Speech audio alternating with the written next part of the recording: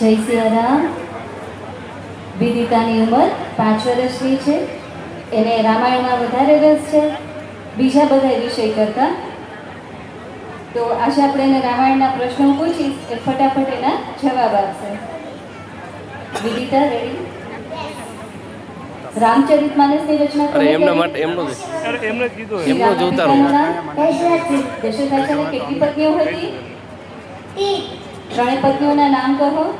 કૌશલ્યા, કૈકેયી, સુમિત્રા. દશરથ રાજાએ કયો યજ્ઞ કરાવ્યો? દશરથ રાજાને કેટલા પુત્ર હતા? 4. ચારે પુત્રના નામ કહો. રામ, લક્ષ્મણ, ભરત, શત્રુઘ્ન. દશરથ રાજાએ શાપ કોને આપ્યો?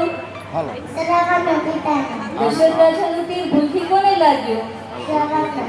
શ્રવણ તેના માતા પિતાને ક્યાં લઈ જતો હતો? જાત્રા કરવા. કૌશલ્યા માતાના પુત્રનું નામ? રામ.